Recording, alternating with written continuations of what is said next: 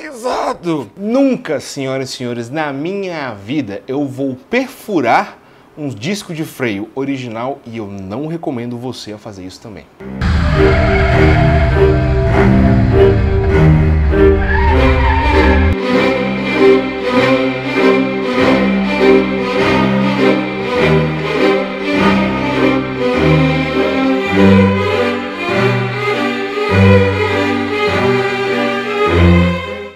Sejam bem-vindos ao Alta RPM, senhoras e senhores. O meu nome é Márcio Murta, eu sou diretor de conteúdo aqui e eu espero que seja tudo ótimo por aí com vocês.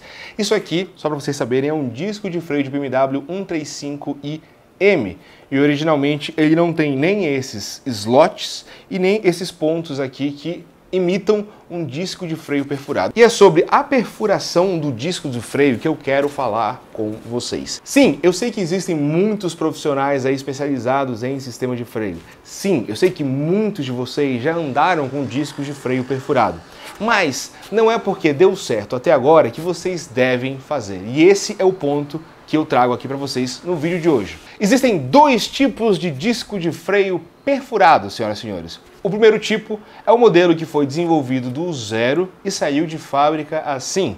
O segundo é uma estrutura que foi pensada originalmente para não ter nenhum tipo de perfuração e o pessoal vai lá e perfura. Disco de freio, galera, é uma peça extremamente séria e importante. Você nunca quer na sua vida que ele falhe. Inclusive, por sinal, um disco de freio quebrar, ter uma falha catastrófica, uma das coisas é extremamente raro, a gente não vê por aí. Quando a gente fala da perfuração do disco de freio, as pessoas até podem olhar e visualmente evitar os pontos estruturais do disco do freio para poder fazer as perfurações. Muita gente faz isso, porque quando a gente tem aqui um disco ventilado, rolou tudo aqui. Quando a gente tem um disco ventilado, existem áreas centrais aqui que servem para poder conectar um disco, né, uma pista a outra. Então essa área central aqui, se vocês pararem para analisar, ela tem diversos pontos de estrutura para que essa peça seja extremamente resistente no seu trabalho em altas temperaturas, se esfriando rapidamente o tempo inteiro. Então, você pode estar com um disco de freio extremamente frio lá, você vai dar uma sapatada de 250 km por hora a zero. Então, essa peça aqui passa por estresses altíssimos. Um DSG da vida. Essa peça aqui passa por estresses altíssimos. Existem dois pontos principais, pessoal, do porquê que eu não faço perfurações nos meus discos. No meu caso, na verdade, o máximo que eu utilizo é o slot. São esses traços que estão na superfície, que estão na pista. O primeiro ponto é a rigidez estrutural da peça. O disco de freio original não foi pensado para ter perfurações aqui. Então, o primeiro ponto é que essas perfurações podem comprometer, não estou falando que necessariamente vão, mas qualquer engenheiro vai concordar comigo. Então, sim, o primeiro ponto é que essa perfuração, ela está mexendo na estrutura, por mais que não seja a parte de conexão aqui, de um sistema que é utilizado no limite. O segundo ponto é justamente a questão das temperaturas. Se vocês olharem nos freios originais das marcas que são perfurados, seja Audi, Mercedes, BMW, Porsche, Ferrari e por aí vai, freios que são muito utilizados na pista, eles tendem e acontece direto, seja de metal, seja de carbono cerâmica e por aí vai. A partir do ponto de furação você vê que começa a surgir algumas rachaduras nos freios originais. Por que essas rachaduras surgem? Essas rachaduras surgem porque, como a gente tem um ponto de ventilação no meio de uma área com uma massa gigantesca, o ar que está passando por essa perfuração, ele troca calor com essa superfície aqui do furo muito rapidamente. Só que a massa do disco ainda está extremamente quente. O que acontece? Você tem ali, naquele ponto da perfuração, uma mudança de temperatura muito rápida e o metal se contrai. Nesse caso, essas rachaduras elas vão acontecendo porque uma área do disco está muito quente e ali está extremamente gelado, extremamente frio ou numa temperatura muito mais baixa.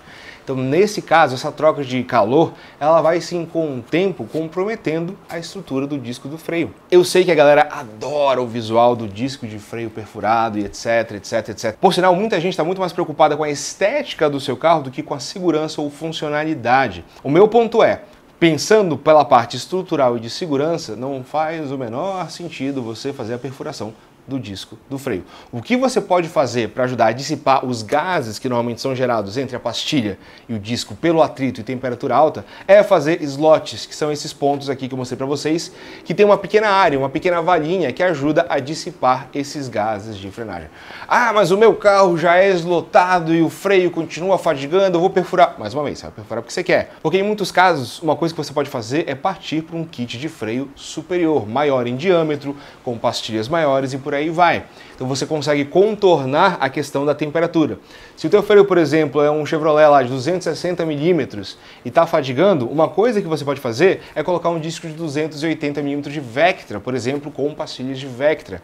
Então, às vezes, existem soluções para trabalhar a temperatura de um jeito muito mais saudável e que não coloca nenhuma margem de risco na rigidez estrutural dessa peça. Se um disco desse quebra numa frenagem de altíssima velocidade, você perde completamente o poder de frenagem do carro. E quando a gente fala, inclusive, de freio eslotado, perfurado, são funções diferentes. De um modo geral, o eslotado, pessoal, ele serve aqui como uma canaleta para poder guiar para fora os gases que são gerados pelo atrito da pastilha com a pista do disco em frenagens extremas, tá? Ou não é só, eu dei uma frenagem, fiz uma frenagem forte, vou precisar de que meu disco seja eslotado. Não, não é isso.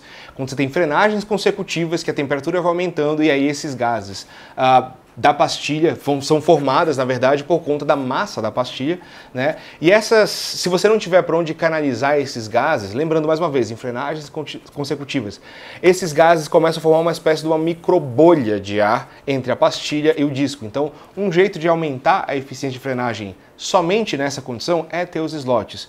E o disco de freio perfurado, sim, a perfuração até pode ajudar a dissipar esses gases também. Então, no caso perfurado, não é só uma questão muito além, na verdade, da vazão desses gases que são formados entre o disco e a pastilha, tem a ver com reduzir a temperatura do sistema como um todo, que por consequência também vai ajudar a reduzir a temperatura da pastilha e pode reduzir a produção desses gases. Mas aí eu entro em questões de redução de temperatura como um todo do disco do freio, da pastilha, da pinça, do fluido de freio e por aí vai. Então, está feita a nossa recomendação. Sobre furar o disco do freio, sempre vai ter gente dizendo que nunca teve problema, que foi bem estudado, que o disco de freio original tem margens de segurança, etc, etc. Mas para mim, esse é um item extremamente importante com o qual não se brinca. Então, a única hipótese em que eu teria um disco de freio perfurado no meu carro é se o disco foi projetado do zero assim. Um dos maiores pavores para quem gosta de andar rápido em autódromo é imaginar uma falha catastrófica no sistema de freio. Então sim, pode ter pouco caso, pode ter gente que nunca teve problema, mas existem margens na vida que a gente pode evitar. Então, fica aqui a minha recomendação, eu espero que vocês tenham gostado desse material. Deixem as dúvidas de vocês na área dos comentários que, porventura, a gente consegue ir respondendo ou gerar novos conteúdos. Um forte abraço, valeu e até já!